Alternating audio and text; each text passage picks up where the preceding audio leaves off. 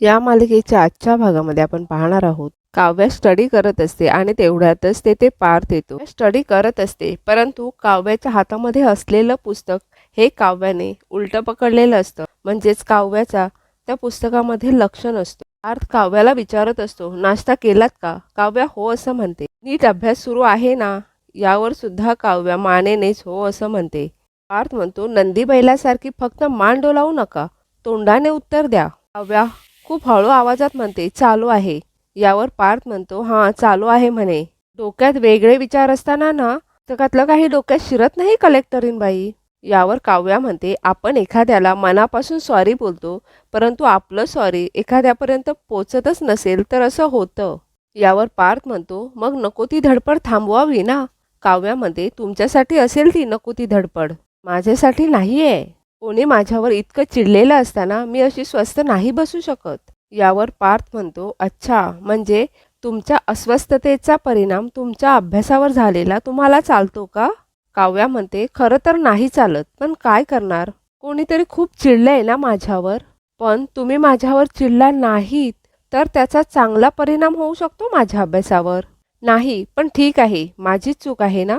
हे ऐकून पार्थ लगेच काव्याला सॉरी असं म्हणतो. काव्या म्हणते, तुम्ही कशाला सॉरी म्हणताय?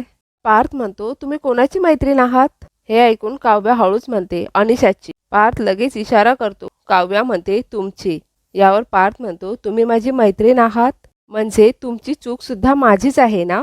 मग माझ्या चुकीला मीच सॉरी म्हणणार. हे ऐकून काव्या एकदम आश्चर्याने पार्थजवळ पाहू लागते.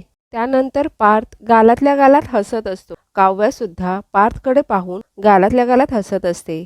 काव्या लगेच चिडून म्हणते, किती त्रास देता हो तुम्ही मला? पार्थ म्हणतो, त्रास द्यायला सुरुवात कुणी केली? तुम्ही. काव्या म्हणते, मी? यावर पार्थ म्हणतो, हे बघा, एवढा चांगला मित्र मिळालेला असताना एवढी लपवा छपवी करतं का कुणी?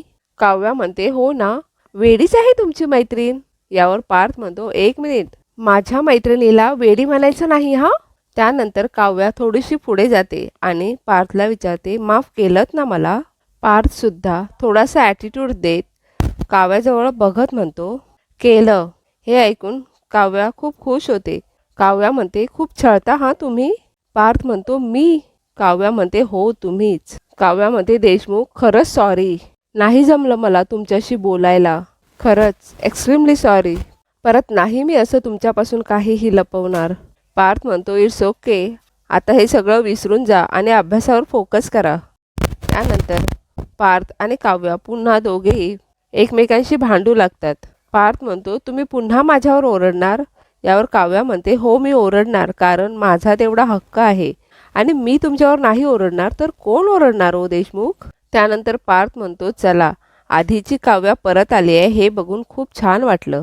त्यानंतर पार्थ काव्याला करा अभ्यास असं म्हणून जात असतो. तेवढ्यातच पार्थचं लक्ष तेथे असलेल्या चष्म्यावर जातो. पार्थ तो चष्मा आपल्या हातामध्ये घेतो आणि तो चष्मा प्रेमानेच काव्याच्या डोळ्यांना लावतो. हे बघून काव्यालाही खूप आनंद होतो. पार्थ गेल्यानंतर काव्या म्हणत असते, फायनली देशमुखांच्या चेहऱ्यावरचा रागाचा फुगा फुटला, आत्ता माझा अभ्यासाकडे लक्ष लागेल.